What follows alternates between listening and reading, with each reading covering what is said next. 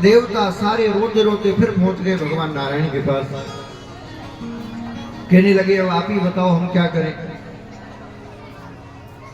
ये असुर तो अमृत के कलश को लेकर भाग गए हैं। जिस अमृत के लिए हमने इतनी मेहनत की वही अमृत हमें प्राप्त नहीं हुआ। बंधुओं ध्यान से सुनिए, ये वही समुद्र मंथन की कथा है जो आपके क्षेत्र से जुड़ी हुई है। आपके पास में ही मंदराचल पर्वत है। इसी मंदराचल पर्वत की समुद्र मंथन में मथनी बनाई गई थी। और आपके पास में ही जो बासुकी नाग है, इसी बासुकी नाग की रस्सी बनाई गई थी मंथन के लिए। और ये मंदराचल पर्वत ही क्यों उपयोग किया गया, इसके भी पीछे कारण है। आपने इस पर्वत को थोड़ा ध्यान से देखा हो तो एक चट्टान की तरह है, पूरा पत्थर का। अन्य पहाड़ों का उपयोग करते तो कोई मिट्टी का है, कोई टुकड़ों में बना हुआ है तो मंथन हो ही नहीं पाता। एक चट्टान की तरह एक पत्थर का पहाड़ है, इसलिए इसका उपयोग किया गया। भगवान ने कहा तुम्हारे काम को साधने के लिए मुझे विशेष प्रयोजन करना पड़ेगा। और आज भगवान ने एक दिव्य रूप धारण किया। बोली मोहिनी भगवान की जय। मोहिनी रूप धारण किया। इतना सुंदर, इतना सुंदर, इतना सुंदर कि जो भी देखता महाराज देखता रह जाता। इतना सुंदर, पैरों में पाजे पहन के छम छम छम छम करते करते जैसे ही बलि के पास गए, बलि तो देखता रह गया महाराज मोहिनी भगवान।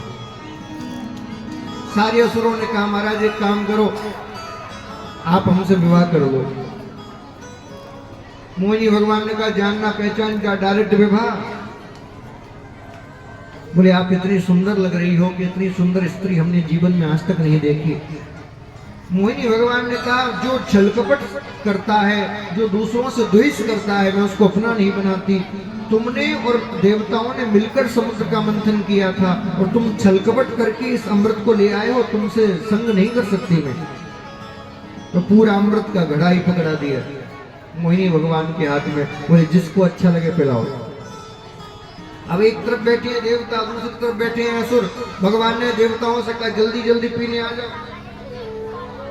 भगवान की स्थिति देखिए, अमृत कैसे पिला रहे हैं। देवताओं को अमृत पिला रहे हैं और देख रहे हैं असुरों की ओर।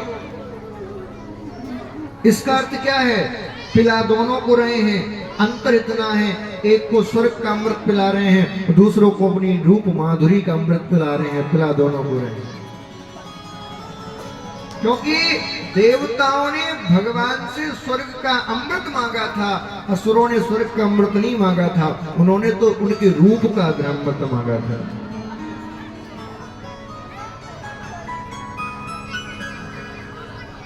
आज मानो देवता तृप्त होके अमृत को पान भी कर रहे हैं। उनमें एक बड़ा चालाक असुर था, नाम था राहु। उसने देखा कि ये जरूर कोई ना कोई गड़बड़ है, देवता ही देवताओं को क्यों बुला रहे हैं। तो सूर्य चंद्र के पास में जाके बैठ गया। भगवान ने जैसे ही अमृत पिलाया, सूर्य चंद्र ने इशारा कर दिया, बोले दुष्ट है, दैत्य है, आप किसको अमृत पिला रहे हो। भगवान ने तुरंत सुदर्शन लेके उसकी सिर को धड़ से अलग कर दिया, क्योंकि अमृत पी चुका था, इसलिए कंठ तक अमृत आ पाया, उससे पहले ही सिर काट दिया, इसलिए सिर अमर हो गया। और वही जाके आगे राहु और केतु बन के नवग्रह में शामिल हुआ। यही नवग्रह में शामिल हुआ। देवासुर संग्राम हुआ, अमृत के प्रभाव से देवता विजय हुए। इधर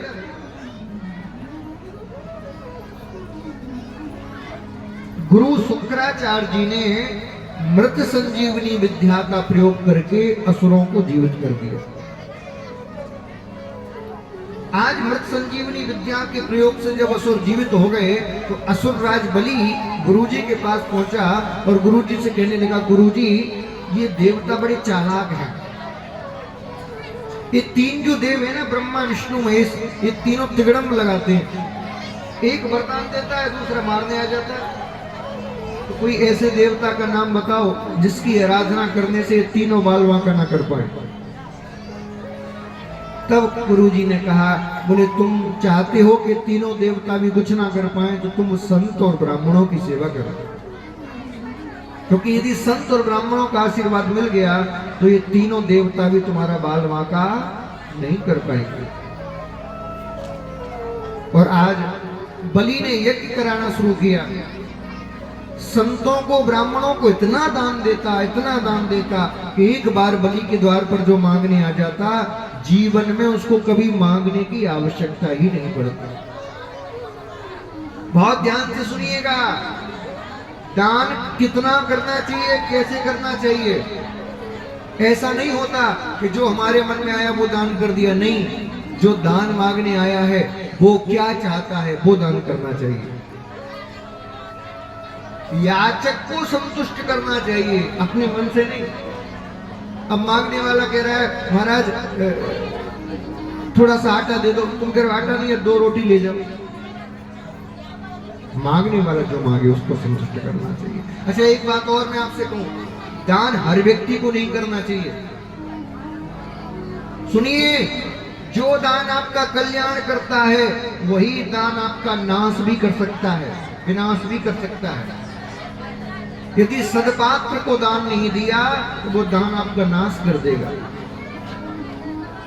अब आपने दयावश किसी को भी दान कर दिया, उस व्यक्ति ने उस दान के पैसे से शराब पी ली, शराब पी के कोई गलत काम कर दिया, तो भैया उसका दंड दान देने वाले को भी भुगतना पड़ेगा, क्योंकि तुम्हारे पैसे से शराब पीना उसने। इसलिए दान भी उसको दो जो आपको लगे कि इस दान के पैसे का सदुपयोग करेगा, जनता के कल्याण में, समाज के कल्याण में, देश के कल्याण में, धर्म के कल्याण में। यदि अपात्र व्यक्ति को दान करोगे तो वो दान भी कल्याणदायक, जोर से कहो। इसीलिए मैं हर कथा में कहता हूं, ट्रेनों में, सिग्नलों पर जो भिखारी दान मांगते हैं उनको मत दिया करो, क्योंकि 90% भिखारी जो ट्रेनों पर, सिग्नलों पर दान मांगते हैं, वो दान मांगने के बाद उसका शराब पीते हैं, गुटखा खाते हैं, व्यसन करते हैं। अब तुमने तो पैसा दिया दयावश, उस दया का परिणाम ये मिला कि लोग शराबी हो गए, व्यसनी हो गए। तो बताओ, तुम्हारा पैसा अच्छी जगह गया कि बुरी जगह? जोर से कहो।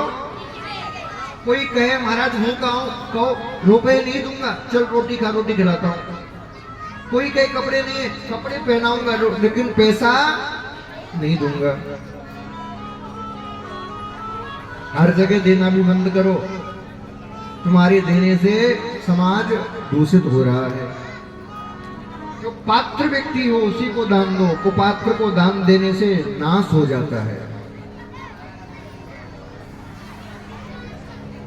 दान की बड़ी महिमा आज भागवत जी में बताई गई है, बहुत ध्यान से सुनिएगा।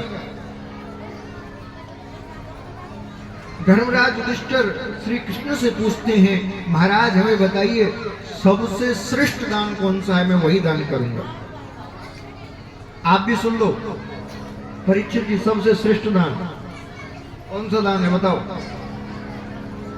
बताओ, आप लोग बताओ। 4 साल से कथा सुन रहे हो, कुछ तो ज्ञान आया होगा।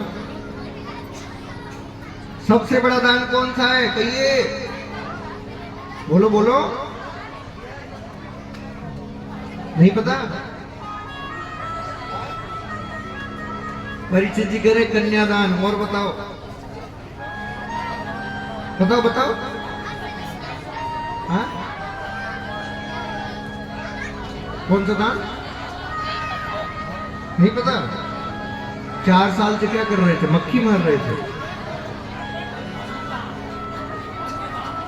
भूमिदान, अन्नदान। अच्छा भैया के अन्नदान। और बताओ। हाँ, जलदान, अस्थिदान। नहीं पता? हम बताएं कौन कौन जानना चाहता है?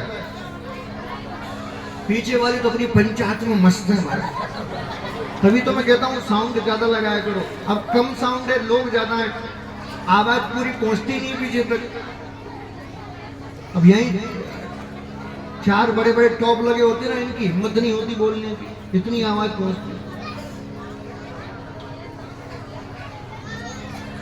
कम साउंड की वजह से ज्यादा शोर कर रहे हैं। हाँ मेरे के पूरी 4 जितने पूरी पंडाल में लगे इतने तो स्टेज पर लग जाते हैं अकेले। खैर छोड़ो, क्या करना अपन को। वृंदावन बिहारी लाल की। अगली बार से ध्यान रखेंगे, है ना, क्योंकि गलतियां करके ही आदमी सीखता है। श्री कृष्ण कहते हैं, बोले धर्मराज युधिष्ठिर मैं तुम्हें बताता हूं सर्वश्रेष्ठ दान कौन सा है। तो कहा सर्वश्रेष्ठ यदि कोई दान है तो वो दान है भूमि दान। कौन सा दान? जोर से कहिए। अब धर्मराज युधिष्ठिर कहने लगे महाराज भूमि दान श्रेष्ठ दान क्यों है मुझे बताओ, क्योंकि मैं वो कोई व्यक्ति नहीं हूं कि आपने कह दिया मैंने मान लिया। क्यों है ये भी तो बताओ। तो भगवान ने कहा बोले दान कैसे काम करता है थोड़ा ये सुन लो। जो भी आप वस्तु दान करते हो वो जितने दिन तक भोग की जाती है उसका फल उतने दिन तक मिलता है। अब मान लीजिए आपने अन्न दान किया तो वो अन्न जब तक उसके शरीर में ऊर्जा देता रहेगा, जब तक उसके उदर में रहेगा, कब तक उसको फल मिलेगा दान का। अब मुझे बताओ अन्न कितने दिन तक पेट में रहेगा? बोलो। मुश्किल से 1 दिन। और उसकी ऊर्जा कितने दिन रहेगी? मुश्किल से 4, 5, 7 दिन बस। उसके बाद ऊर्जा खत्म तो दान का प्रभाव भी खत्म। आपने वस्त्र दान दिया तो जितने दिन तक वो व्यक्ति वस्त्र धारण करेगा, उसको उपयोग करेगा, उतने दिन तक आपको फल मिलेगा। जिस दिन वस्त्र फट गया, उसने फेंक दिया, दान का प्रभाव समाप्त। मान लीजिए आपने स्वर्ण दान दिया, सोने का दान, तो जितने दिन तक वो व्यक्ति उस स्वर्ण को धारण करके रखेगा, उपयोग करेगा, उतने दिन तक आपको फल मिलेगा। लेकिन जैसे ही उपयोग स्वर्ण का समाप्त होगा, फल भी समाप्त हो जाएगा।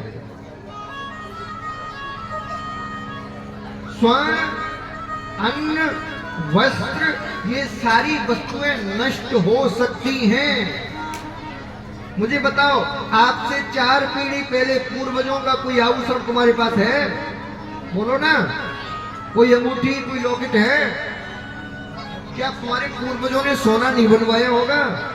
बनवाया होगा। कहाँ है फिर आज? यानी कि वो नष्ट हो गए। लेकिन मुझे बताओ आज से 10 पीढ़ी पहले भी जो तुम्हारी भूमि थी वो भूमि आज भी है कि नहीं? जोर से कहो। क्या भूमि नष्ट हुई? तो जो नष्ट नहीं होती, पर कृष्ण कहते हैं एक बार जो व्यक्ति भूमि का दान दे देता है तो जब तक ये धरती रहती है तब तक उसका फल दानी को मिलता रहता है। इसलिए भूमि दान सर्वश्रेष्ठ।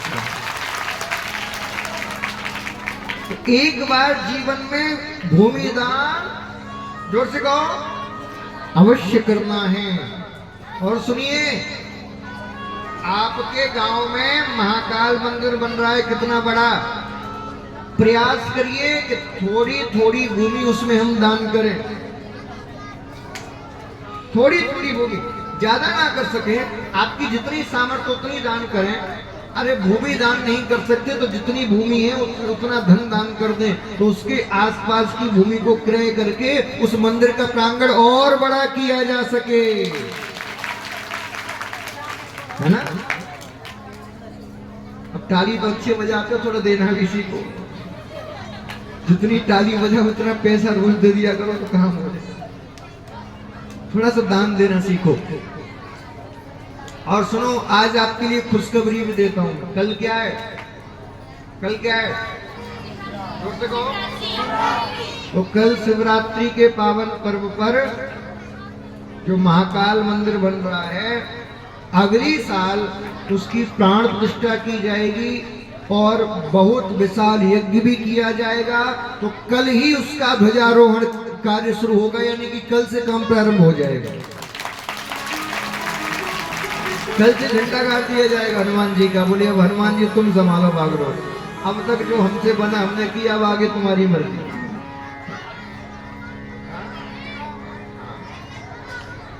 तो कल लगभग 10, साढ़े 10 बजे हम सब चलेंगे वहां मंदिर पर, और वहां पर झंडा गाड़ के भूमि पूजन करके, और अगले साल की कथा और अगले साल की यज्ञ की तैयारी कल से शुरू कर देंगे। तो कल कौन कौन चल रहा है भैया? सब चलोगे? तो ऐसे मत चलना खाली यार, सुनो। अपने घर से थोड़ा सा अक्षत, थोड़ा सा फूल, थोड़ा सा फल अपने साथ लेके चलना, क्योंकि कल जब भूमि पूजन करेंगे तो आप सब भी अपने अक्षत पुष्प अर्पित करना भूमि को और प्रार्थना करना, बोले हे महादेव, हे धरती मैया, हम इस कार्य की जिम्मेदारी अब आप पर सौंपते हैं। अब तक हमसे जितना बना हमने किया, अब आप इस काम को संभाल के पूरा करो और ऐसा आशीर्वाद दो कि हमारे इस गांव के इस मंदिर का नाम केवल हमारे गांव तक सीमित ना रहे, पूरे बिहार और झारखंड में हमारे नाम मंदिर का नाम हो जाए। आप सब जब चलोगे तो आनंद आ जाएगा और अगली साल फिर खूब आनंद लेंगे। अच्छा, अगली साल कथा करें कि नहीं करें? आप उठा के बताओ कौन कौन चाहता है कथा नहीं करें?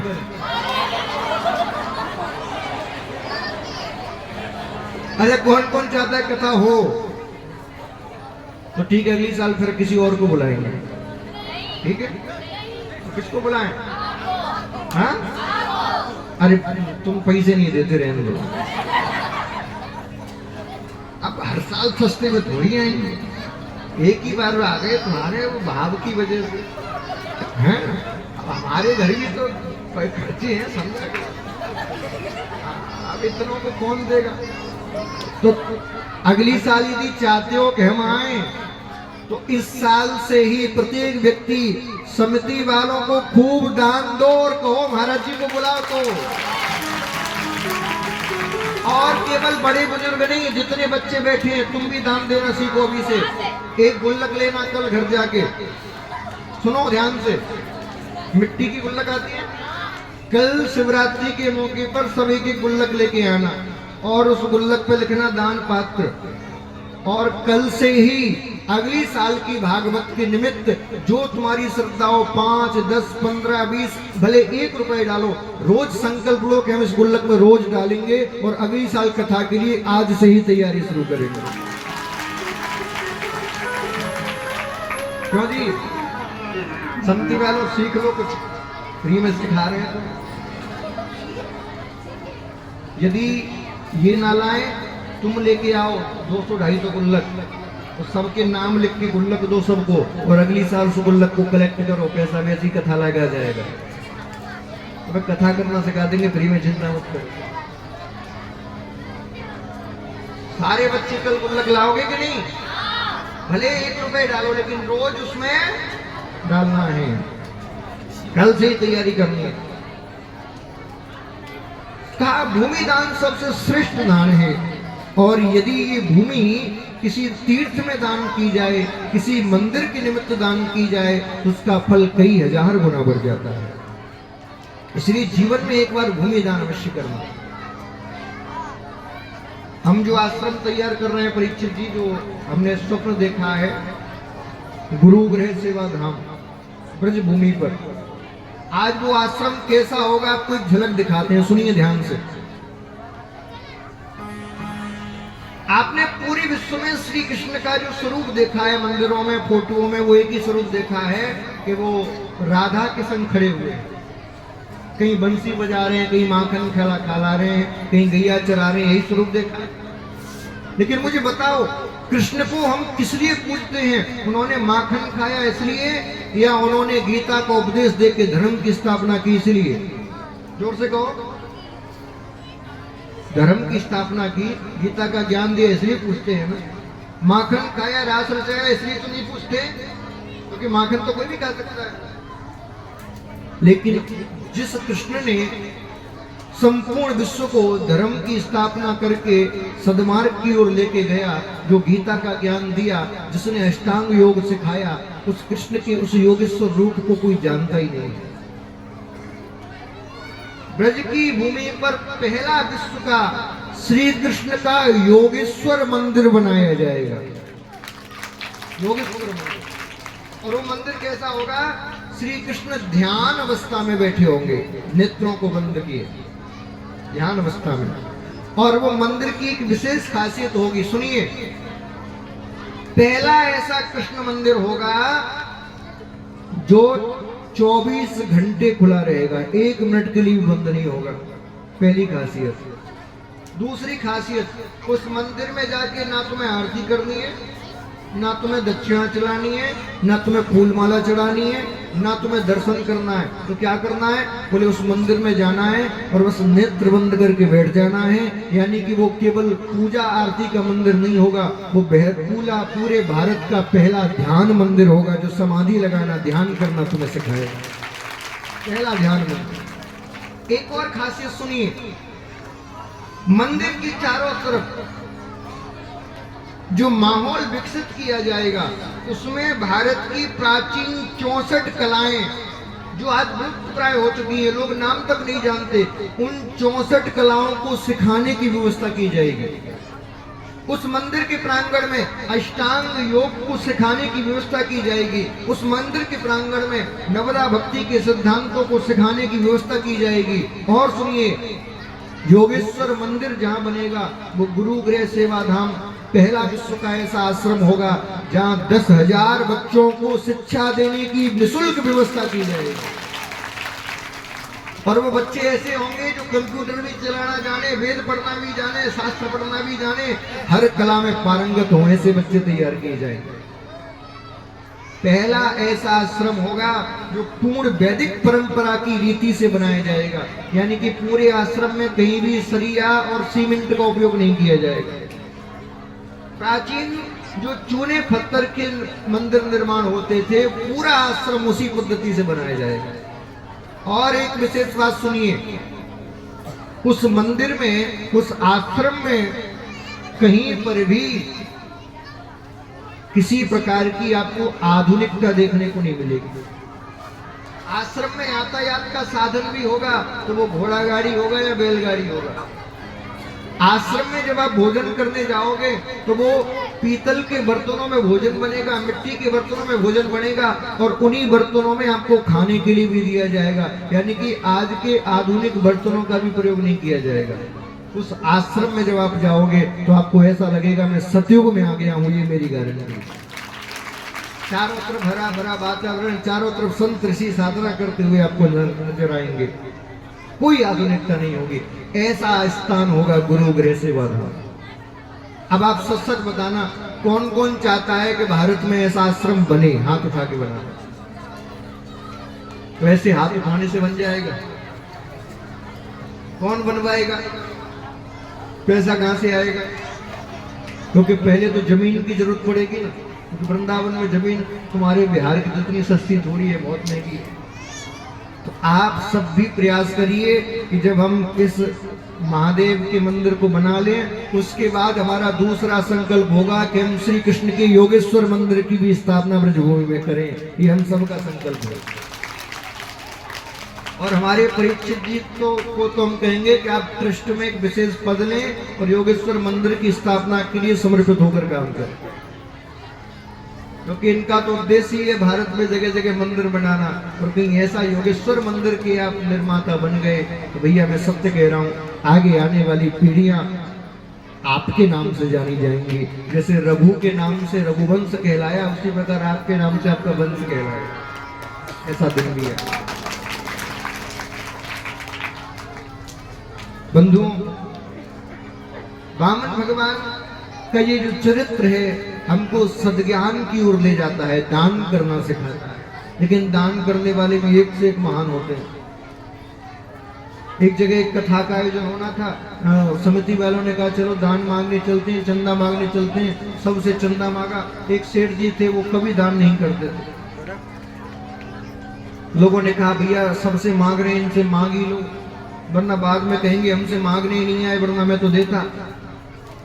तो सारे समिति वाले, मिथिलेश भैया वगैरह सब पहुंच गए सेठ जी के पास।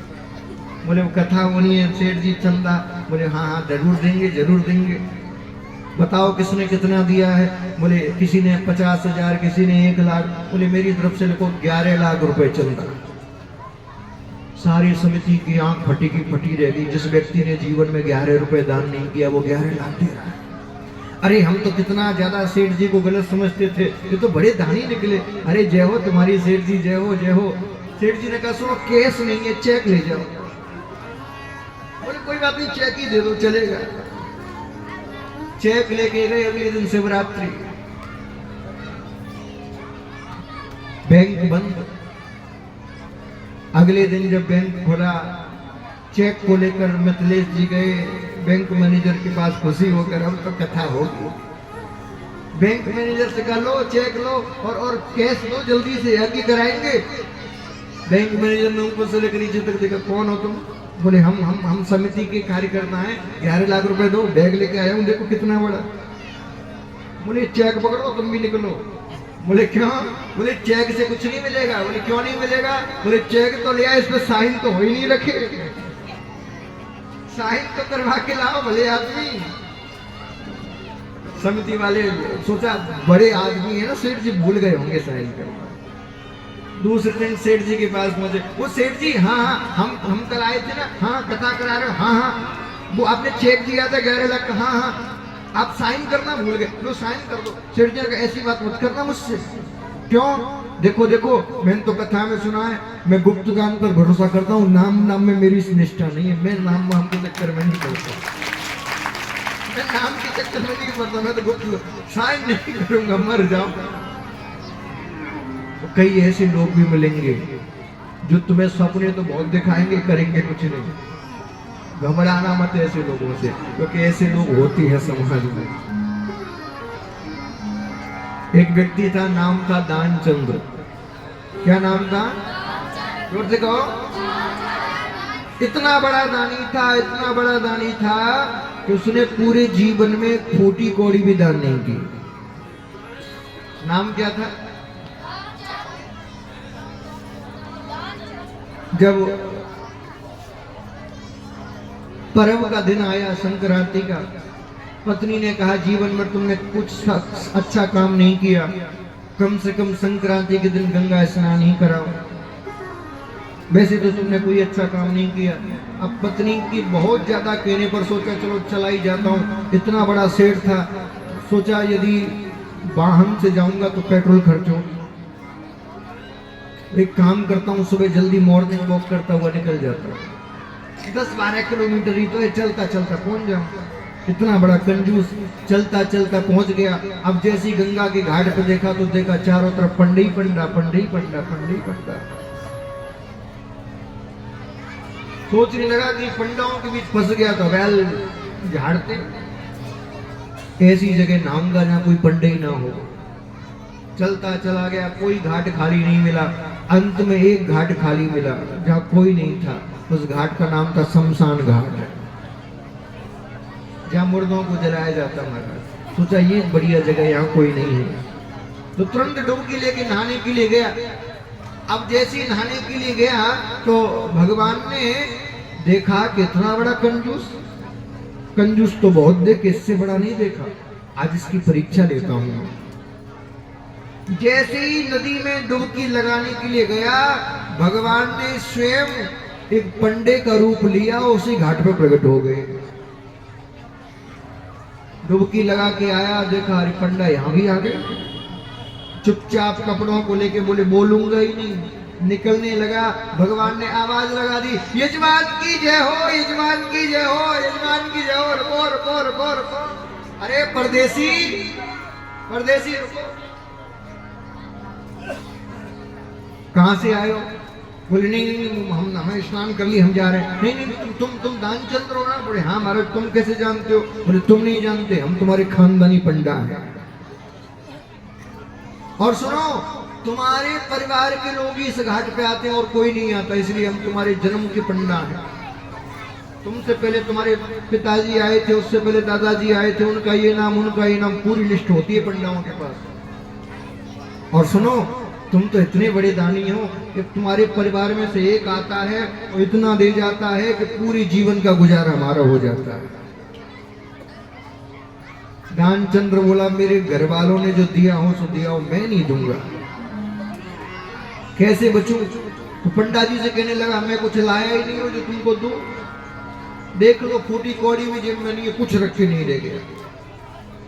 पंडा जी ने कोई बात नहीं, तुम नहीं लाए हो तो मुझसे और ले जाओ, लेकिन लिखा के जाओ, कितना घर जाओगे तब दोगे। पंडा कहते हैं लिखा जाओ, घर से ले आएंगे।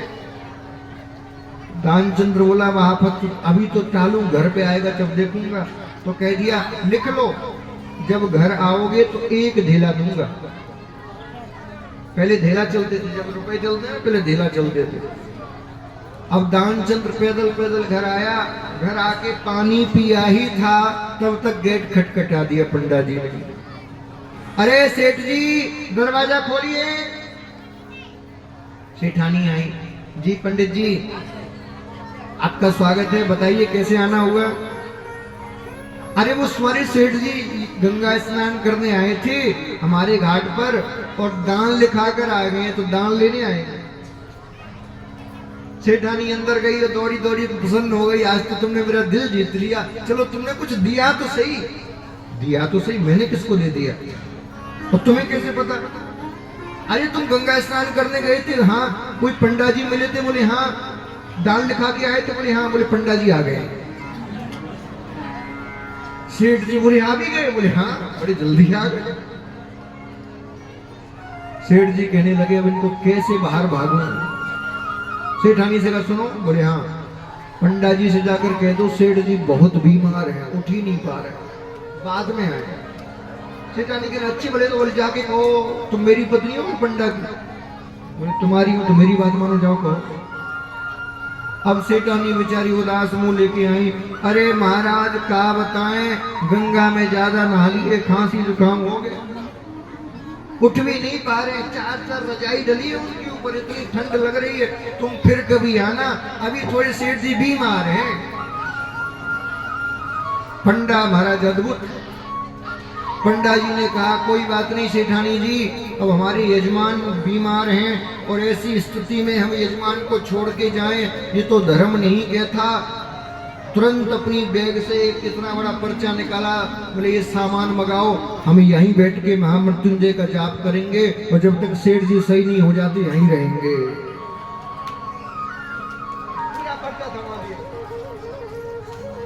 सेठानी के अरे पीयूषानंद महाराज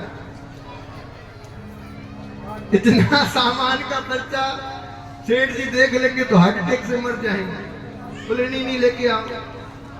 कई जगह जब हमारी कथा होती है हम पर्चा भेजते हैं भोजन सामग्री का, पूजन सामग्री का। यजमान कहता है महाराज इतने का क्या करोगे, 5 किलो दूध का क्या करोगे रोज, 15 आदमी की टीम। हमने कहा वो ज्यादा दूध है, नहाएंगे। एक जगह भैया कथा बुक हुई हमारी झांसी में, भोजन सामग्री का पर्चा गया, यजमान फोन लगा कह रहा है 10 दिन पहले कथा से, वो महाराज तुम्हारी सामग्री का पर्चा आया, 5 पैकेट पापड़ों का क्या करोगे। हमने कहा भंडारा करेंगे मंगा के। तो बोले इतना हम नहीं मंगा पाएंगे। तो हमने कहा कथा भी हम नहीं कर पाएंगे, किसी और से करा। तो गजब की बात, इतना बेशरम आदमी को कथा भी कैंसिल ही कर दिया। बोले पापड़ नहीं लाऊंगा। हमने कहा बेटा हम भी कथा करने नहीं आएंगे, जब तू पापड़ पे इतना सोच रहा है तो कथा कैसे करेगा। हमें नहीं करना तेरे वहां कथा, कंजूसों के वहां तो वैसी कथा नहीं होनी चाहिए। अब हमारी देखो समिति वालों को देखो, महाराज 5 किलो लिखाते हैं, 10 किलो लेके आते हैं, ऐसी कथा। हाँ 2 दिन तो इतना दूध लाए, लोग कह रहे थे महाराज जी इसका क्या करें। हमने कहा पियो, बोले हम नहीं पियेंगे, खराब ही हो गया रखा रखा। अगले दिन से कहना पड़ा कम लेके आओ भैया। और देखो कल ही 5 किलो पनीर भिजवाएंगे, भिजवाओगे ना, पढ़ाई कर रहे हैं तुम्हारी।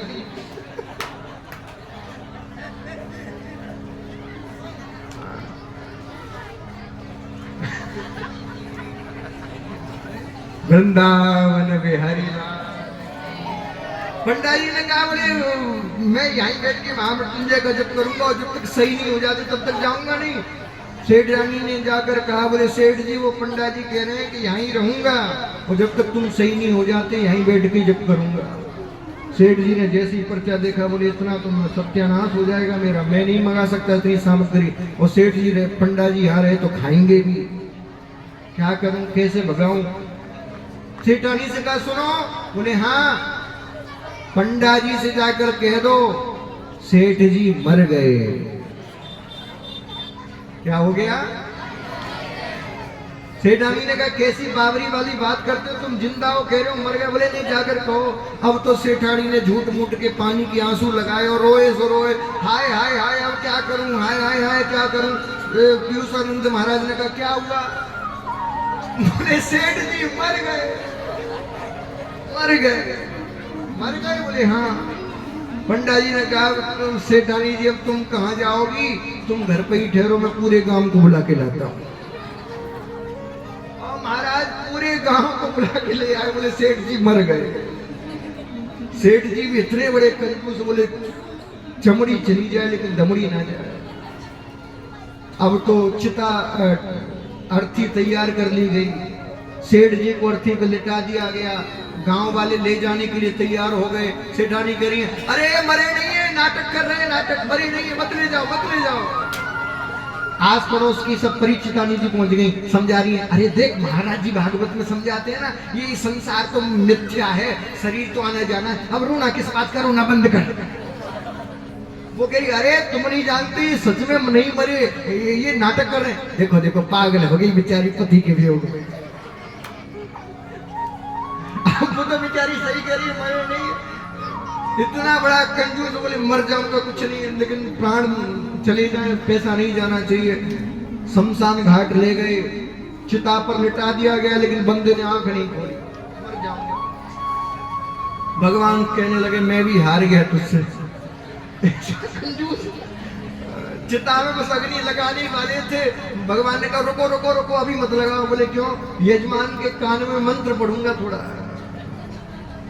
भगवान पंडा के रूप में दानचंद्र के पास गए और कान लगा के कहा आया हूं वैकुंठ से तुम नाता जो।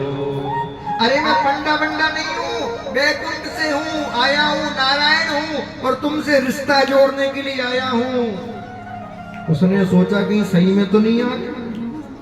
एक आंख खोल के देखी तो ऊपर पीयूषानंद महाराज पंडा जी। अब तो सोचने लगा पंडा पागल बना रहे महाराज। फिर आंख बंद कर ली। भगवान ने कहा बड़ा कंजूस है तो। फिर कहा आया हूं वैकुंठ से तुम नाता जो, मांग ले वरदान कुछ, तुम मत दो कुछ, हमसे उल्टा मांग लो, मांग ले वरदान कुछ। वो दानचंद्र आंख बंद करते करते बोला देला दी जो, और कुछ नहीं चाहिए, जो देला लिखा के आया तो उसी को छोड़ दो, यही वरदान दे दो और कुछ नहीं चाहिए। ऐसा कर बंधुओं, आप जैसे हो जीवन भर यदि वैसे ईमानदारी से बने रहो तो भी आपका कल्याण हो जाएगा।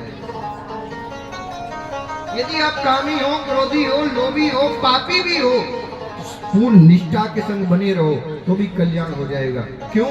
क्योंकि संतों ने कहा है न जाने कौन से गुण पर दया निधि रीझ जाते हैं, न जाने कौन से गुण पर दया निधि रीझ जाते हैं, न जाने कौन से गुण पर दया निधि रीझ जाते हैं, न जाने कौन से गुण पर दया निधि रीझ जाते हैं। न जाने कौन से गुण, आपके अंदर जो भी गुण है उसको बरकरार नहीं रखेगी, क्योंकि वो यदि रीझने पर आए तो सुदामा के टूटे हुए तंतुओं से रीझ जाते हैं, वो रीझने पर आए तो विदुरानी के द्वारा खेले के छिलके पर रीझ जाते हैं, और ना रीझने पर आए तो दुर्योधन की 56 भोग भी त्याग देते हैं। नहीं स्वीकार करते हैं, नहीं स्वीकार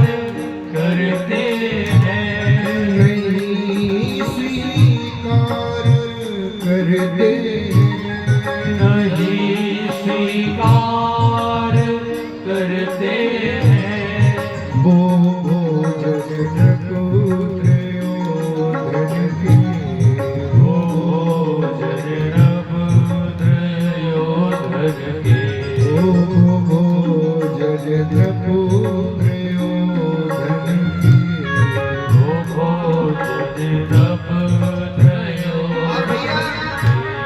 विदुर घर जाके मनमोहन विदुर घर जाके मनमोहन भोग छिलकों का लगाते विदुर घर जाके मनमोहन भोग छिलकों का लगाते हैं जाने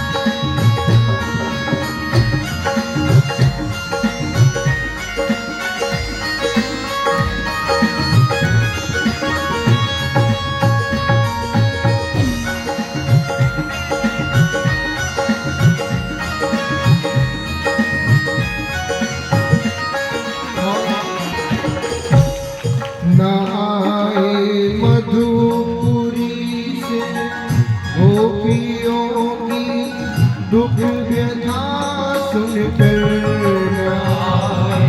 मधुपुरी से तो गोपियों की व्यथा सुनकर न आए मधुपुरी से गोपियों की दुख व्यथा सुनकर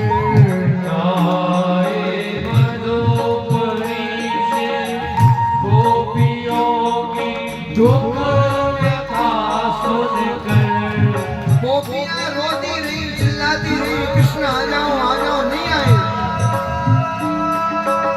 एक बार ब्रज को छोड़ के गए तो लौट के नहीं आए। ना आई मधुपुरी से गोपियों की दुख व्यथा सुनकर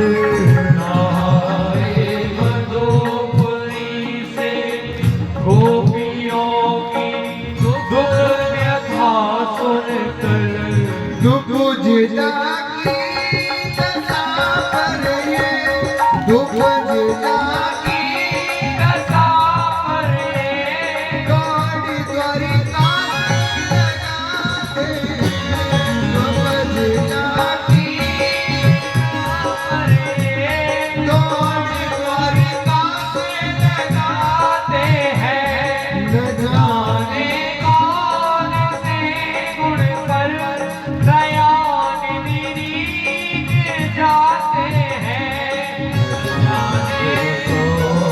से गुण पर दयाल निरीज जाते दयाल निरीज जाते दयाल निरीज जाते दयाल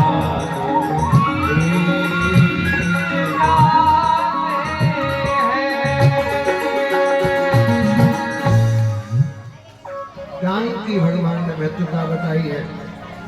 इधर देवताओं की स्तुति सुनकर भगवान वामन रूप में प्रकट हुए कर्दम और देवहूति के घर में। जैसी वामन रूप में प्रकट हुए हैं तो आज भगवती ने भिक्षा पात्र दिया, गुरु ने यज्ञोपवीत संस्कार कराया और जब यज्ञोपवीत संस्कार कराया तो 5 घर से भिक्षा मांग कर लाई गई। गुरु ने कहा बेटा इस छोटी सी भिक्षा से काम नहीं चलेगा, मुझे 3 लोक का राज्य भिक्षा में चाहिए।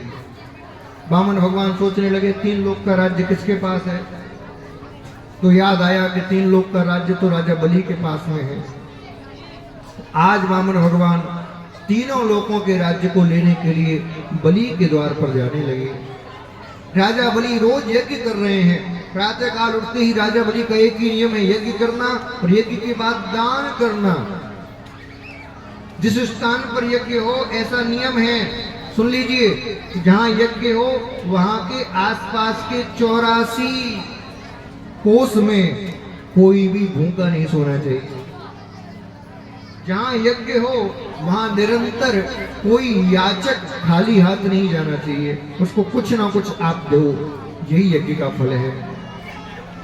सुबह से शाम तक खूब दान देता राजा, यज्ञ करता, लेकिन जैसे ही देखा कि सामने से एक दिव्य तेजधारी ब्राह्मण चले आ रहे हैं, आज राजा बलि धन्य हो गया है। हमारे बीच में जरा राजा बलि पधारे, एक बार जोरदार ताली से स्वागत करें। महाराज सामान्य आदमी थोड़ी, 3 लोक के सम्राट हैं। जैसे ही वामन भगवान दिव्य छवि को लेकर आज राजा बलि के दरबार में सामने से आते हुए दिखाई दिए हैं, वामन भगवान को देखकर राजा बलि देखता रह गया और अपने आसन से उठ के प्रणाम करने को खड़ा हो गया।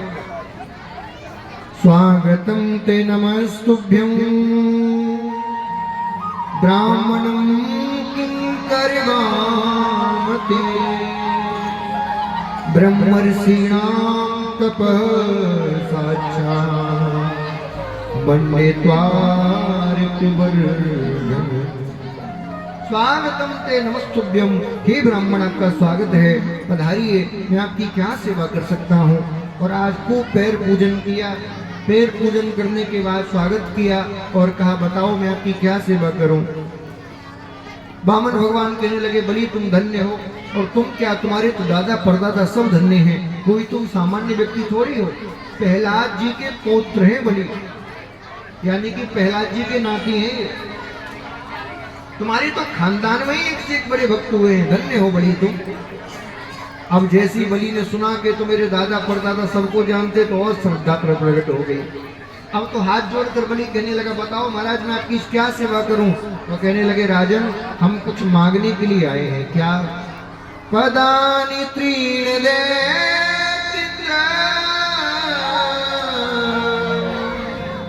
संवितानि पदाम। हे दैत्येंद्र हमें ज्यादा कुछ नहीं चाहिए, बस 3 पग भूमि तुमसे लेने के लिए आए हैं। इतना सुनते ही राजा बलि उदास हो गया। अरे महाराज आपने 3 लोक के सम्राट से मांगा भी तो क्या मांगा, 3 पग भूमि, इतना तो मुझे देने में शर्म आएगी, आप कुछ ज्यादा मांगिए ना। राजा बलि कहने लगा प्रभु आप 3 लोक के सम्राट से कम 1 लोक तो मांगी लो। आप 3 पग मांग रहे हो, मेरी हैसियत के अनुसार तो कम से कम मांगिए। बंधुओं याद रखिए हमको दान भी कम से कम अपनी हैसियत से ज्यादा देना चाहिए। अब हमारी हैसियत है 10 लाख देने की, हम दे रहे हैं 10 रुपए। भगवान भी सोचता है कंजूस आदमी तुझे 10 लाख देने के लायक बनाया, तू 10 रुपए दे रहा है, अगले जन्म में तुझे 10 रुपए देने के लायक ही बनाऊंगा। फिर राजा बलि सिखा रहा है जितनी हैसियत है उससे ज्यादा दान दो। कह रहा है प्रभु अब बताओ ऐसा कभी हो सकता है कि दान लेने वाला कम मांग रहा हो, देने वाला कह रहा हो अभी और देना है। दान का फल तभी मिलता है लेने वाला कहे बस बहुत है अब नहीं चाहिए, देने वाला कहे अभी मैंने दे दिया ही क्या है अभी तो और लीजिए, तो ही दान का फल मिलता है। राजा बलि कह रहा है इतने से क्या होगा। बलि भगवान बामन कह रहे हैं इतना ही चाहिए, इससे तो हम लेते नहीं, 3 पग बस। इतने में आ गए गुरु जी शुक्राचार्य। शुक्राचार्य जी ने कहा एक तो एक बामन ब्राह्मण, दूसरा इतना संतुष्ट, तीसरा 3 पग भूमि, बात को जम नहीं रही। चेला बोला इधर आओ। बोले हाँ। जानते हो ये कौन है? बोले बहुत सीधे साधे बामन हैं। बोले बामन नहीं है सुधर जाओ। कौन है? बोले देखो ये कोई बामन नहीं है। बोले तो सबके बाप नारायण है जो तुमको छलने के लिए आए हैं, बामन नहीं। सुनो। बोले हाँ। इनके पास जाओ और इनसे कह दो मेरे पास कुछ है ही नहीं, मुझे देना ही नहीं है तुम्हें। अरे महाराज कैसी बात करते हो, मैं देने का वादा कर चुका हूँ। बोले मना कर दो, बात से पलट जाओ, झूठ बोल दो। अरे गुरु जी होके झूठ बोलना से कह रहे हो? बोले बोल दो। क्यों? बोले तुमने यदि इनको संकल्प दे दिया तो तुम्हारा सब कुछ छीन लेंगे, बर्बाद कर देंगे तुम्हें। राजा बलि ने कहा गुरुजी मेरे दोनों हाथों में लड्डू हैं। कैसे?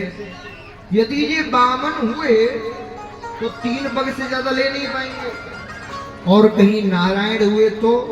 बोले नारायण हुए तो आप सोचिए, जिस त्रिलोकी के नाथ नारायण के पास पूरी दुनिया हाथ जोड़े हाथ पसारे खड़ी रहती है उससे मांगने के लिए, वो त्रिलोकी का नाथ राजा बलि के द्वार पर मांगने आया है। मुझसे बड़ा सौभाग्य किसका होगा?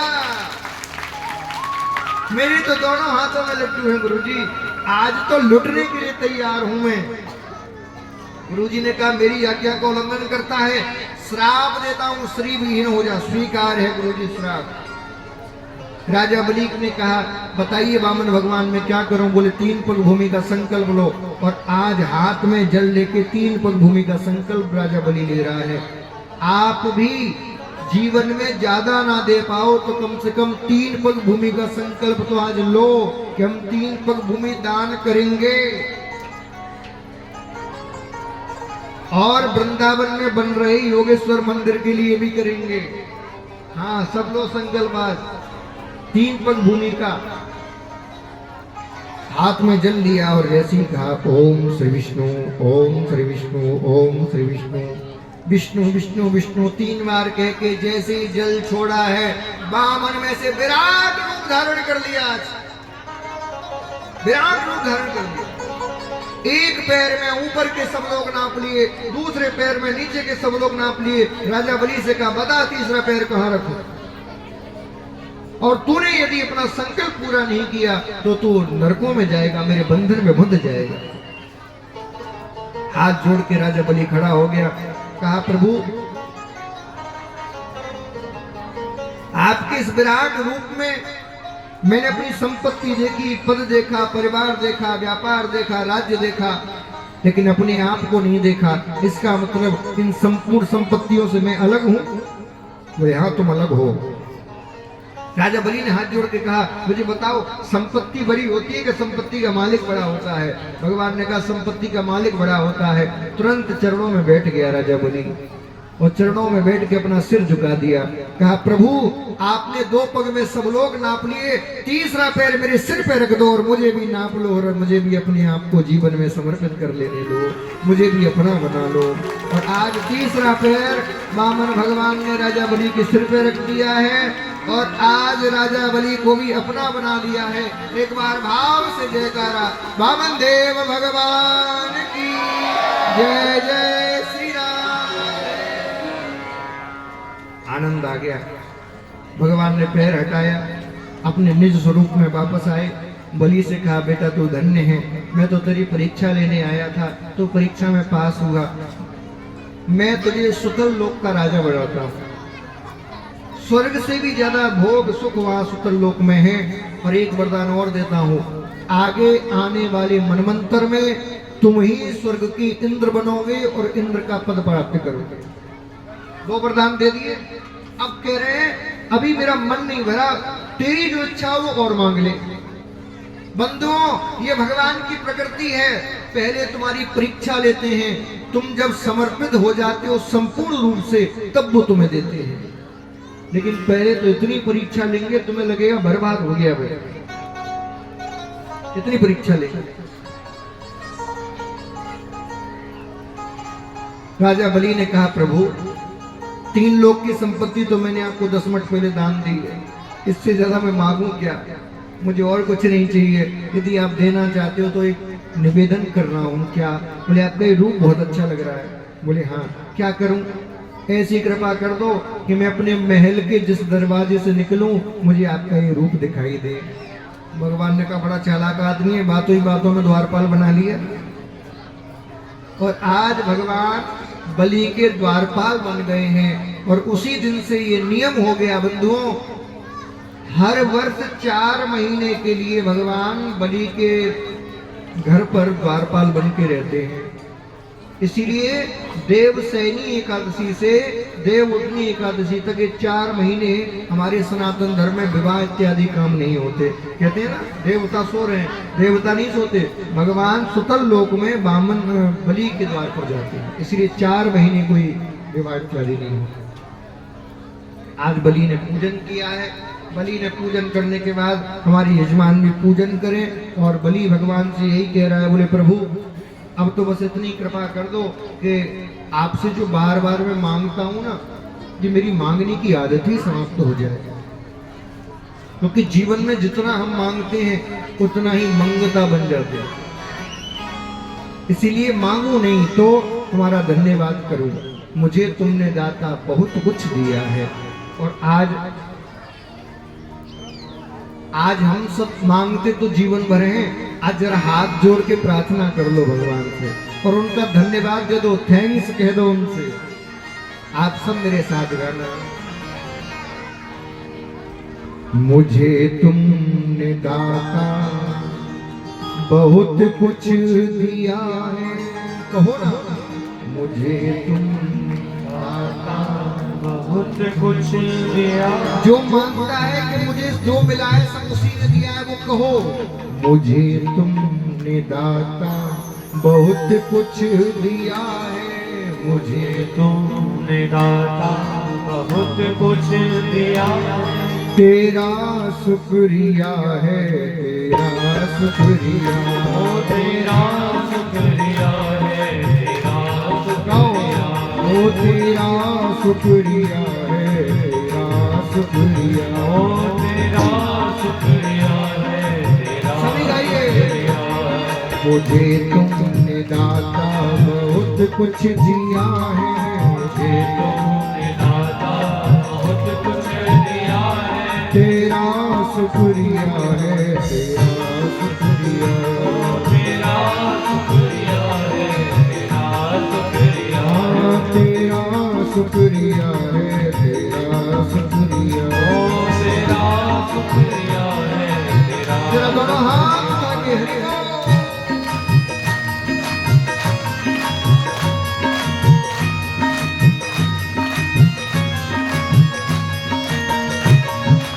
बामन देव भगवान की।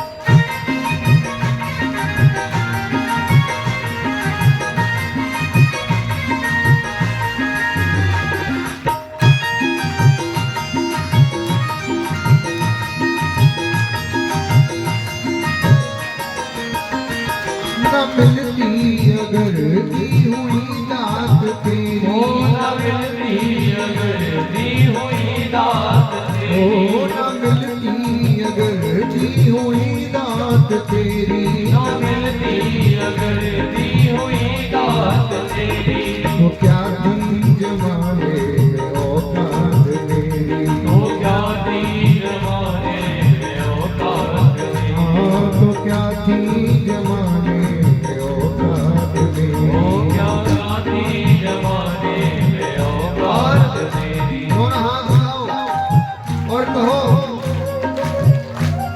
मिला मुझको जो कुछ तुम्ही से मिला है, मिला मुझको जो कुछ तुम्हीं से मिला है, मिला मुझको जो कुछ तुम्ही से मिला है, मिला मुझको जो कुछ तुम्हीं से मिला है। तेरा शुक्रिया है, तेरा शुक्रिया, शुक्रिया है, तेरा शुक्रिया है।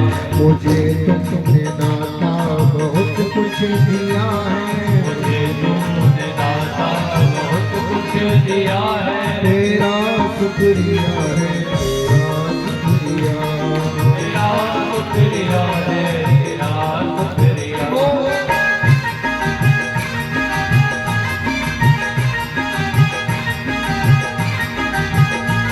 भक्तवत्सल भगवान की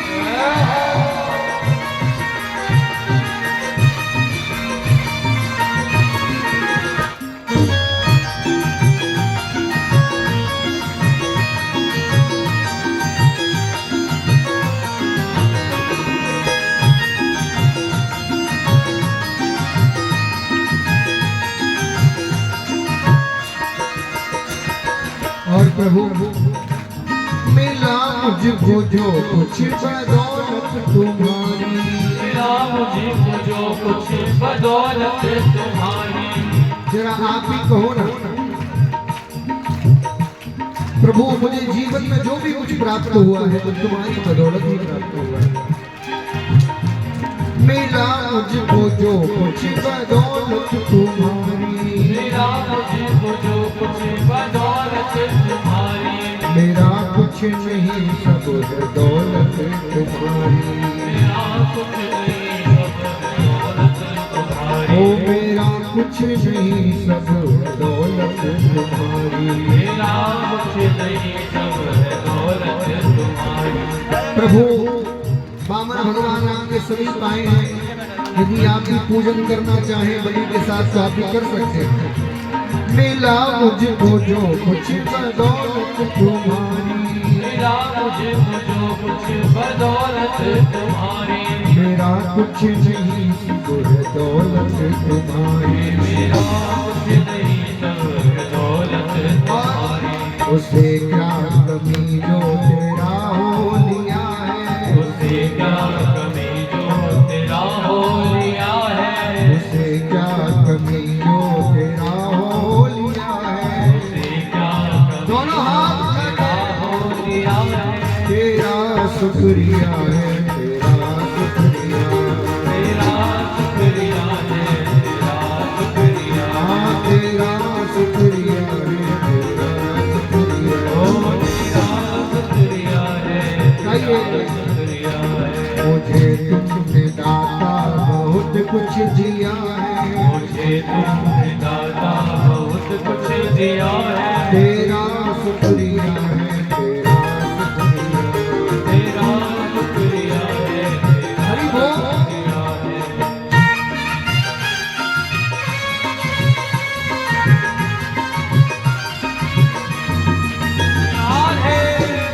भक्त वत्सल भगवान की जय हो।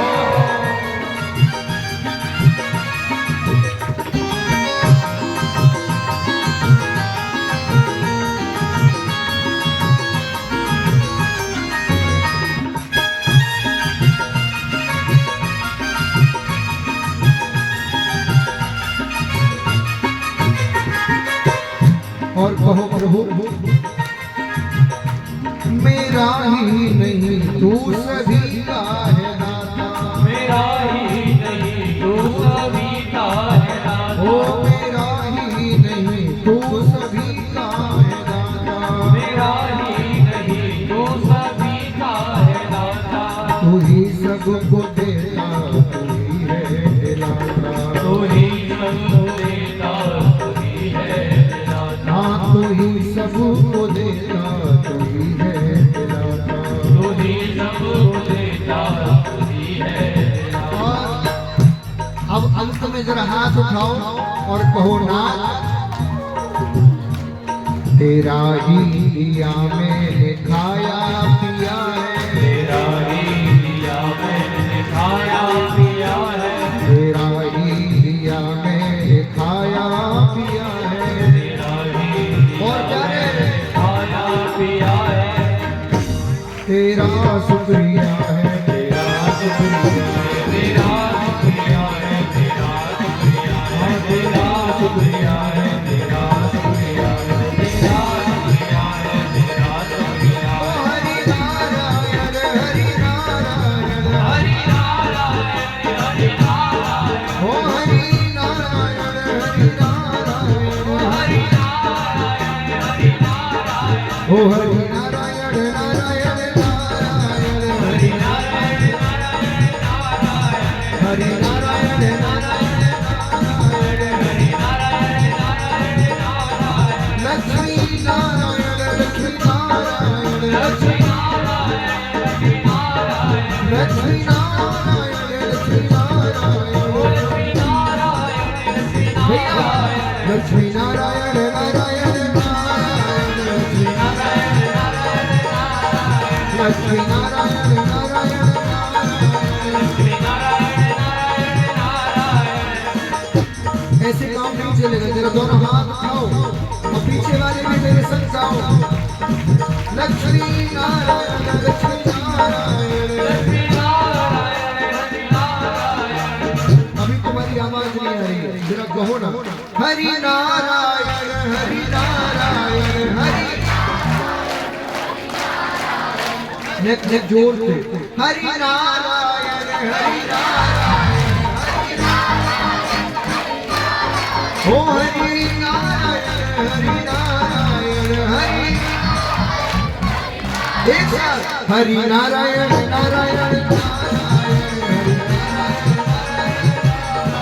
हरि नारायण नारायण नारायण बोलो नारायण बोलो नारायण बोलो नारायण ओ भजो नारायण भजो नारायण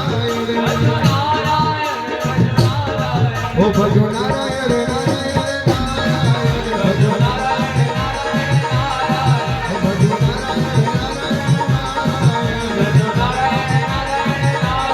ओ हरि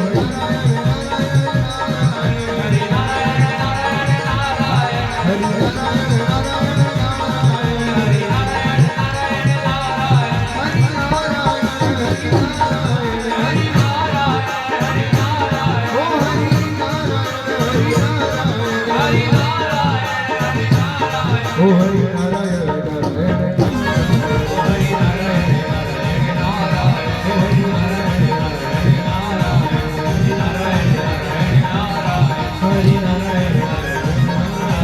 हरि नारायण हरि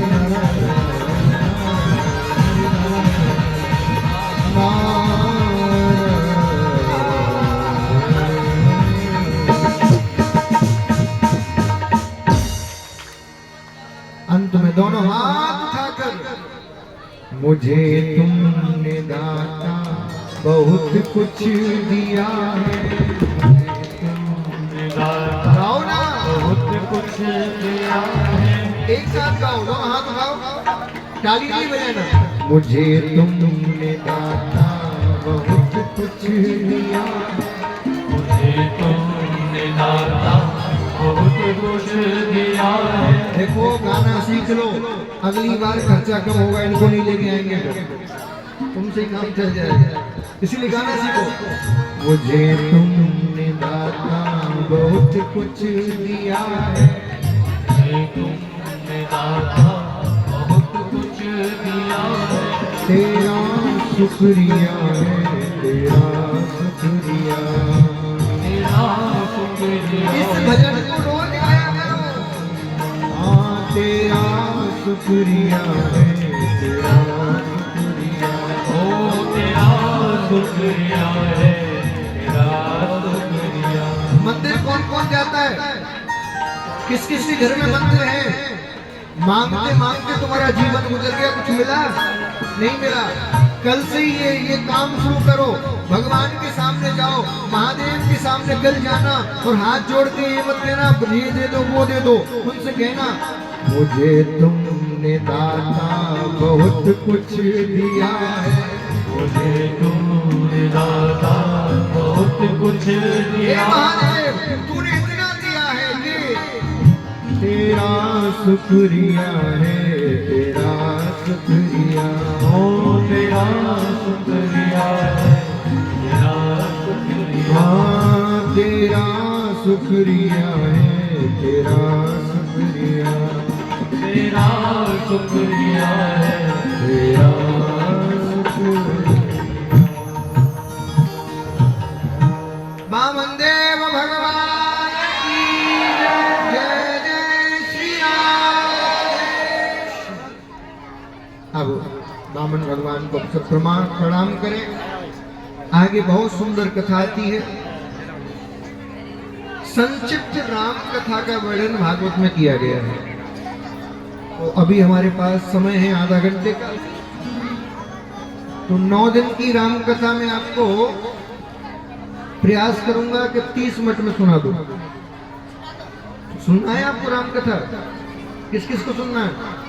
हाँ एक ही कथा के पेमेंट में दोनों सुन लो। बड़े चालाक आदमी हैं। चलो कोई बात नहीं, बड़े भाव से हम राम कथा श्रवण करें। राम कथा में क्या है थोड़ा सुन लीजिए।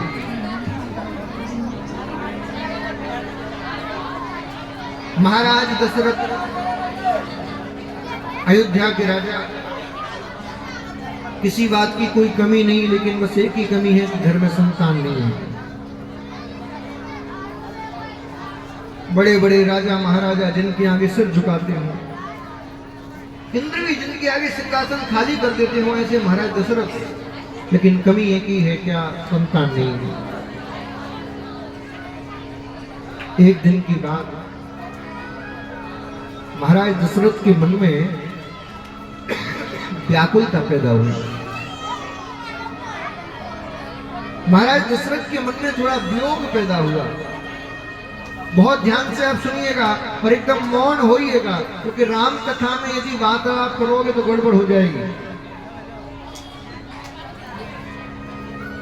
मन से दुखी हो गए। एक बार भूपति मन मान भई है गिलान मोर सुरनार। महाराज दशरथ के मन में ग्लानि हो रही है, देखिए मैं कितना बड़ा राजा हूं लेकिन मेरे संतान नहीं। उदास होकर अंदर महलों में आए। कौशल्या मैया ने देखा आज महाराज का मन कुछ उदास लग रहा है। राजन आर्य, आज जो मुख कमल किस तमाम प्रसन्न रहता था, आज मुरझाया हुआ क्यों लग रहा है? नहीं रानी कोई बात नहीं, नहीं कोई तो बात है, मैं आपकी अर्धांगिनी हूं, मुझसे कोई बात आप छुपा नहीं सकते। महारानी आज जीवन में पहली बार अभाव महसूस हो रहा है। कैसा अभाव? भई है गिलान मोर सुतनार। महारानी जब मैं महलों में आता हूं ना, तो महाराज महाराज महाराज महाराज सुनते सुनते मेरे कान पक गए हैं। अब मैं चाहता हूं जैसे ही मैं महलों में अंदर आऊं राजमहल में तो कोई बाबा बाबा बाबा कहते कहते मेरे हृदय से लग जाए। महारानी अब तुम्हें पता है ये राजमुकुट मुझे चुभने लगा है। अब मैं चाहता हूं मेरा कोई युवराज हो, मैं अपना मुकुट उसको धारण करा के खुद तपस्या में लीन हो जाऊंगा, शिव की आराधना कर। तुम नहीं जानती महारानी, जब मैं राज्य की गलियों में जाता हूं ना, तो प्रजा मुझसे प्रश्न करती है, महाराज हमें हमारा युवराज कब मिलेगा? दुखी हो गए महाराज दशरथ। एक बार भूपति मन मान भई है गिलान मोर सुरनार। जैसे इतना सुना कौशल्या मैया तो फूट फूट के रोने लगी। महाराज आप तो राजा हो, राजकाज में सब भूल जाते हो, मुझसे पूछो, स्त्री जब तक संतान ना उत्पन्न कर दे वो अधूरी रहती है। अपने मन को इस राजमहल में बहलाने का प्रयास करती हूँ, लेकिन सत्य कह रही हूँ महाराज, महारानी सुनकर मैं भी अब तंग आ गई हूँ। मैं भी ये सोचती हूँ कि अब मैं जैसे ही अपने कक्ष में जाऊं तो मैया मैया मैया मैया कहते कहते बालक मेरे हृदय से लग जाए। क्या करें? प्रजा को कष्ट होता है तो वो राजा के पास आता है, लेकिन राजा को कष्ट हो तो वो किसके पास जाए? तुरंत कहा, महाराज आपके लिए भी एक स्थान है क्या? गुरु ग्रह गए तुरत नहीं पाया, चरण लागी कर विनय विसारा। आप गुरु के घर जाइए। क्यों? क्योंकि गुरु ही हैं जो हमें सब कुछ देने वाले हैं। आज महाराज दशरथ गुरु के घर गए हैं और गुरु के घर जाके निज दुख सुख सब गुरु ही सुना रहा। जो भी जीवन में दुख सुख था सब गुरु जी को सुना दिया। और आज वशिष्ठ जी ने कहा, धरहु धीर होई है सुत चारे, त्रिभुवन विदित भगत भय। धीरे धारण करो, तुम एक की बात कर रहे हो, 4 संतान होंगे तुम्हारे। लेकिन सुनो राजन, केवल आशीर्वाद के भरोसे मत बैठ जाना, कर्म भी करो, क्योंकि बिना कर्म किए आशीर्वाद भी फलता नहीं है। श्रृंगी ऋषि वशिष्ठ बोला, पुत्र काम शुभ यज्ञ। श्रृंगी ऋषि को बुलाया गया, पुत्र कामेष्टि यज्ञ किया और यज्ञ में से साक्षात यज्ञ नारायण चरु लेकर प्रकट हुए।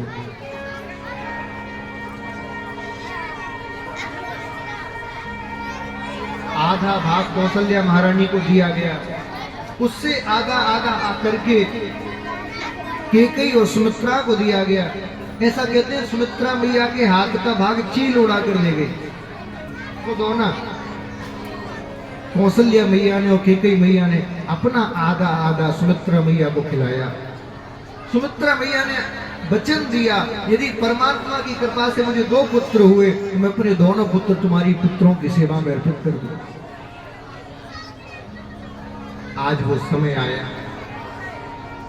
योग लगन ग्रहवार तिथि सकल भय अनुकूल, चरु अरु अचर हर्ष जित राम जन्म शुभ। योग लगन ग्रह बार तिथि सब अनुकूल हो गए और देखते ही देखते वो समय आ गया जिस समय का पूरी प्रकृति को प्रतीक्षा था। चारों बगल हर्षोल्लास छा गया। इधर महाराज दशरथ को नित्य नवीन सगुन होने लगे और नौमी तिथि के दिन ठीक दिन के 12 बजे अभिजीत मुहूर्त में वो समय आया जिस समय महाराज को निधि प्राप्त होने वाली थी। और गोस्वामी जी ने आज वर्णन करना शुरू कर दिया।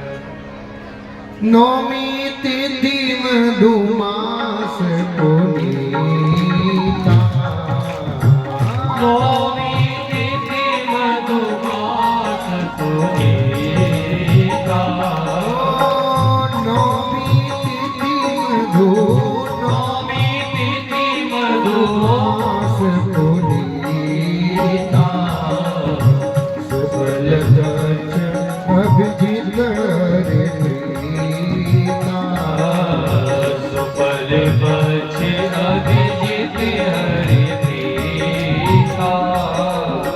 मध्य दिवस अति शीतल धाम, मध्य दिवस अति शीतल पावन काल लोक विश्राम, पावन काल लोक विश्राम। नौमी तिथि मधु, नौमी तिथि मधु नौमी तिथि मधुमास पुनीता, सुफल बछिया अभिजित हरि प्रीता, सुफल बछिया अभिजित हरि प्रीता। नौमी तिथि शुक्ल पक्ष दिन के ठीक 12 बजे कौशल्या मैया के भवन में साक्षात चतुर्भुज नारायण दिव्य रूप लेकर आज प्रकट हुए हैं। नारायण देव भगवान की। कौशल्या मैया से कहा, बोले हे देवी, आपने वरदान मांगा था कि मैं आपकी संतान के रूप में आऊं। मैं आपकी संतान के रूप में आ गया, आप मुझे स्वीकार करिए। माता जी ने ऊपर से लेकर नीचे तक देखा, बोले ऐसी संतान? माता जी 10 फुट की संतान जी 15 फुट की, ऐसी संतान नहीं मांगी थी मैंने। माता जी 2 हाथ वाली, पुत्र जी 4 हाथ वाले, ऐसी संतान नहीं मांगी थी। तो अरे 2 हाथ कम करो, पहले तो हुआ लग रहे हो। हमारे जैसे देखो हर व्यक्ति अपने जैसा भगवान चाहता है। भगवान नारायण ने 2 हाथ कम कर दिए। अब तो मानो अपना पुत्र, बड़े ऐसे नहीं, इतने बड़ी हाइट नहीं चलेगी, थोड़ा लाला बन जाओ छोटे से। भगवान नारायण लाला बन गए, बोले अब तो पुत्र मानो। बोले ऐसा पुत्र होता है? पीताम्बर पहने हुए, पगड़ी बांधे हुए, मुकुट पहने हुए, बोले तो ये कपड़े वपड़े उतारो, नंगम नंगा है जाओ।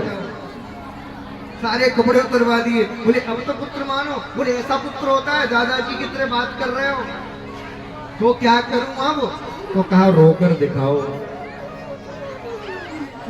राम जी बोले हमें भी रोना पड़ेगा क्या? मैया बोली राम जी तुम भगवान हो गए अपने लोक में, इस धरती पर तो जो भी आता है उसको रोना ही पड़ता है, इसलिए रो।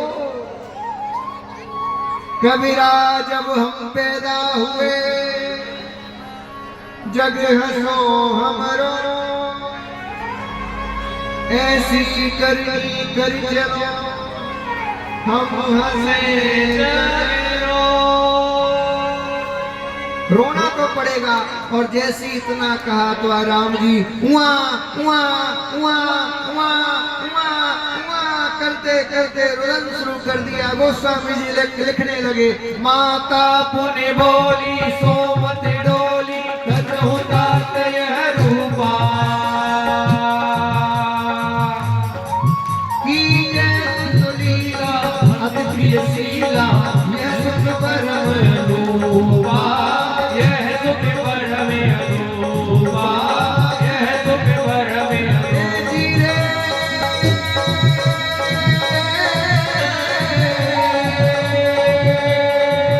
सुन वचन सुजाना रोदन खाना हुई वरन सुन भुआ सुर भूपा, सुर भूपा, यह चरित जुगावे हरि भज पावे तेरा परिहर रूपा। तेर बरे नर गोपा, तेर बरे नर गोपा, विप्र धेनु सुर सहित लीन मनुज अवतार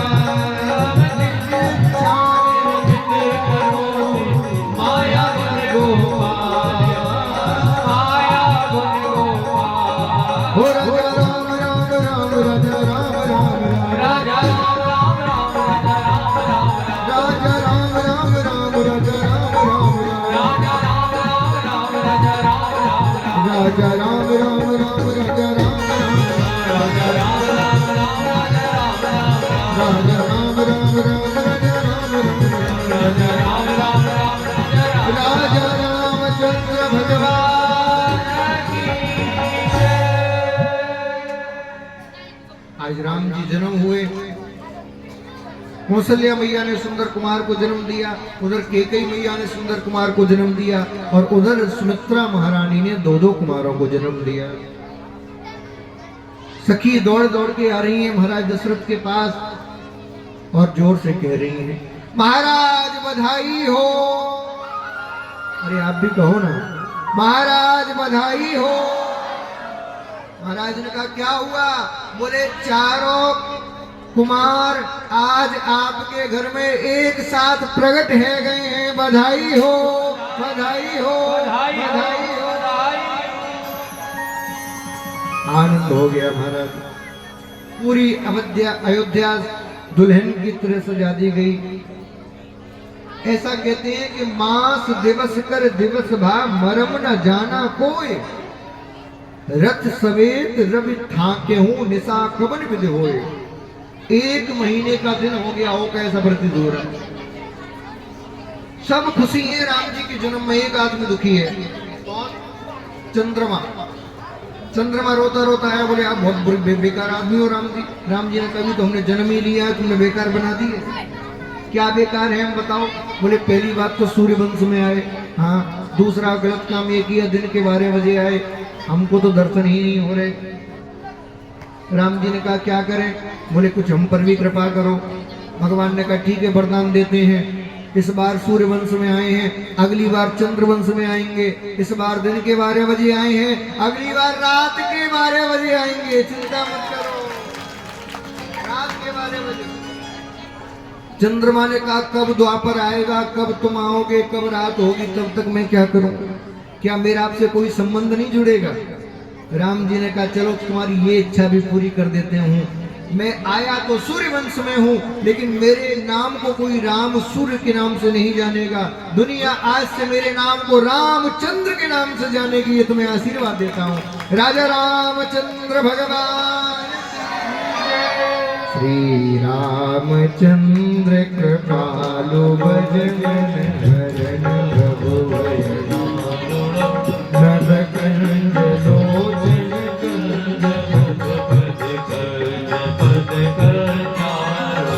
श्री रामचंद्र कृपालो भजे शरण रघुवर यारुणम नभ कंज लोचन कंज मुख पद कंज पद कंजारुणम मुख कंज पद कंजारुणम मुख कंज पद कंजारुणम। चारों भैयाओं का जन्म हुआ। कथाएं तो बहुत हैं, लेकिन हम बस स्पर्श करते हुए चलेंगे। नामकरण की बारी आई तो वशिष्ठ जी को नामकरण संस्कार करने के लिए बुलाया गया। चारों भैयाओं के नामकरण संस्कार हो रहे हैं। चारों के गुणों के अनुरूप उनका नाम रखा गया। जो आनंद सिंधु सुख राशि सी करते त्रैलोक सुखासी। जो आनंद के सिंधु हैं सो सुख धाम राम असनामा। इनका नाम राम रखते हैं। दूसरे बालक की बारी आई तो कहा ये कोई सामान्य नहीं है। विश्व भरण पोषण कर जोई ताकर नाम भरत अस होई। अब नियम से तो लक्ष्मण जी का नाम रखा जाना था ना, लेकिन गोस्वामी जी ने लक्ष्मण जी का बाद में लिखा। पहले लिखा जाके सुमिरन तेरे पुनासा नाम शस्त्रुहन वेद प्रकाशा। और अंत में लक्ष्मण जी का लिखा लक्षण दाम है राम प्रिय सकल जगत आधार। लक्षणों के धाम है, राम के प्रिय है, संपूर्ण जगत के आधार हैं। बड़ी बात क्या है, इतने गुण होने के बाद भी कैसे हैं? गुरु वशिष्ठ तेरा लक्ष्मण नाम उदार। किसी व्यक्ति के अंदर एक गुण आ जाए वो किसी को गिनता नहीं है साहब, इतना घमंडी हो जाता है। लेकिन इनके अंदर इतने गुण हैं। लक्षणों के धाम, राम के प्रिय, सकल जगत के आधार, फिर भी उदार हैं। यही लक्ष्मण जी की श्रेष्ठता है। चारों भैया सनी सने बड़े हुए। गुरु के गुरुकुल में पढ़ने के लिए गए। गुरु गृह पढ़न गए रघुराई अल्पकाल विद्या सब पाई। अल्पकाल में सब विद्याओं का अध्ययन करके लौटे। इधर विश्वामित्र जी राम और लक्ष्मण को लेकर गए हैं यज्ञ की रक्षा कराने। जन्म कराया, ब्याह करा दे, फिर सीधा जन्म की ओर चल रहे हैं कृष्ण के। विश्वामित्र जी लेने के लिए आए। विश्वामित्र जी की यज्ञ की रक्षा करके राम जी ने कहा गुरु जी अब क्या आदेश है? बोले बेटा एक यज्ञ तो पूर्ण करा दी, अब एक और यज्ञ है वो भी पूर्ण करानी है। कौन सी? बोले धनुष यज्ञ। चलो जनकपुरी। तुम्हारे वहां से कितना दूर है जनकपुरी? हाँ ज्यादा दूर है क्या? राम जी सब संतों को साथ आज जनकपुरी के लिए गए हैं। जैसे जनकपुरी गए हैं तो विदेहराज जनक स्वागत करने के लिए आए। और आज जीवन में पहली बार जनक जी को पश्चाताप हो रहा है अपने काम पर। क्यों हो रहा है? जैसे ही राम जी को देखा जनक जी सोचने लगे हे विधाता ये मेरे से कैसा अपराध हो गया। मैंने प्रण ले लिया जो धनुष को तोड़ेगा उसी के साथ जानकी का विवाह करूंगा। यदि ये राम मुझे पहले दिख जाते तो ऐसा प्रण ही नहीं लेता और उसी पल राम को जानकी के समा देता है, उसी पल समा देता।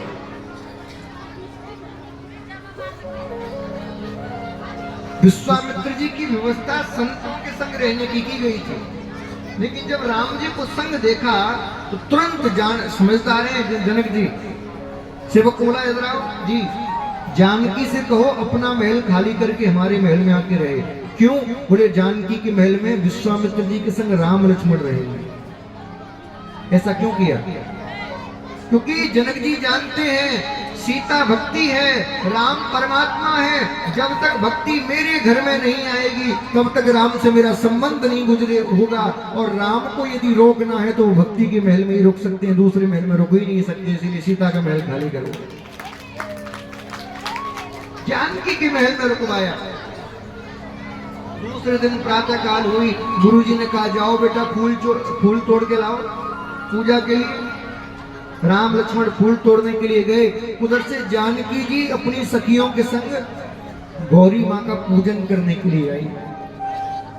एक सखी वन घूमने के लिए आई तो देखा राम लक्ष्मण फूल तोड़ रहे हैं, बड़े सुंदर हैं। जानकी से कहा चलो जरा देख के आओ। सुंदर राजकुमार दो आए। आज पहली बार पुष्प वाटिका में राम और सीता जी ने एक दूसरे को देखा। बीच में फुलवारी है, ऊपर चबूतरा पे जानकी जी खड़ी है, नीचे राम जी खड़े हैं और एक दूसरे की आंखों से आंख मिली। क्या मिली? जोर से कहो भैया। जब आंखों से आंख मिलती है तो क्या होता है? बताओ ना, क्या होता है? करंट लग जाता है? करंट लगता है? क्या होता है भैया बताओ ना, तुम बताओ इधर वाले, क्या होता है? शर्मा क्यों रहे हो बताओ? मिलाई ना है क्या होते? छोरा छोरी वैसे ही है क्या? दुश्मनी हो जाती है ना? हाँ क्या होता है? हाँ